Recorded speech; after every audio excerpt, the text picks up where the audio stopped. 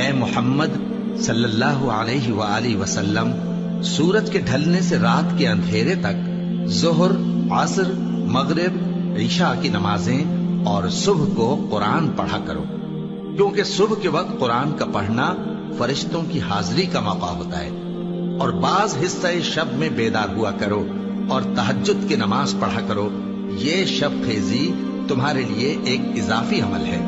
امید ہے کہ اللہ تم کو مقام محمود پر فائز فرمائے۔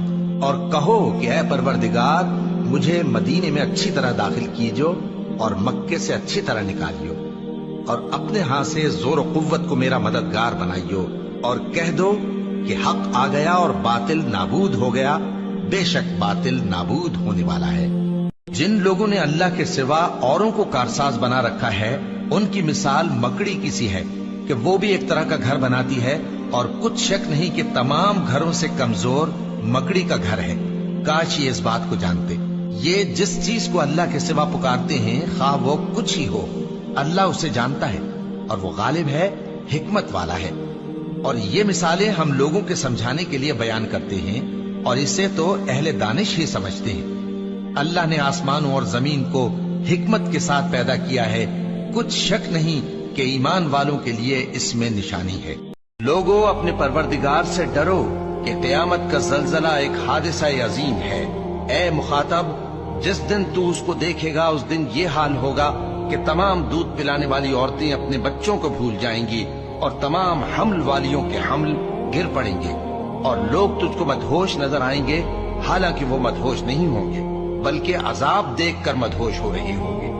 بے شک اللہ کا عذاب بڑا سخت ہے۔ اور بعض لوگ ایسے ہیں جو اللہ کی شان میں علم کے بغیر جھگڑتے اور ہر شیطان سرکش کی پیروی کرتے ہیں، جس کے بارے میں لکھ دیا گیا ہے کہ جو اسے دوست رکھے گا تو وہ اس کو گمراہ کر دے گا اور دوزخ کے عذاب کا رستہ دکھائے گا۔ مسلمانوں، سب نمازیں خصوصاً بیچ کی نماز یعنی نماز عصر پورے اہتمام کے ساتھ ادا کرتے رہو، اور اللہ کے آگے ادب سے کھڑے رہا کرو۔ پھر اگر تم خوف کی حالت میں ہو تو پیادے یا سوار جس حال میں ہو نماز پڑھ لو۔ پھر جب امن و اطمینان ہو جائے تو جس طریق سے اللہ نے تم کو سکھایا ہے جو تم پہلے نہیں جانتے تھے، اللہ کو یاد کرو۔ اور جو لوگ تم میں سے مر جائیں اور عورتیں چھوڑ جائیں، وہ اپنی عورتوں کے حق میں وصیت کر جائیں کہ ان کو 1 سال تک خرچ دیا جائے اور گھر سے نہ نکالی جائے۔ ہاں، اگر وہ خود گھر سے چلی جائیں اور اپنے حق میں پسندیدہ کام یعنی نکاح کر لیں تو تم پر کچھ گناہ نہیں، اور اللہ زبردست ہے، حکمت والا ہے۔ اور مطلقہ عورتوں کو بھی دستور کے مطابق نان و نفقہ دینا چاہیے، پرہیزگاروں پر یہ بھی حق ہے۔ اسی طرح اللہ اپنے احکام تمہارے لیے بیان فرماتا ہے تاکہ تم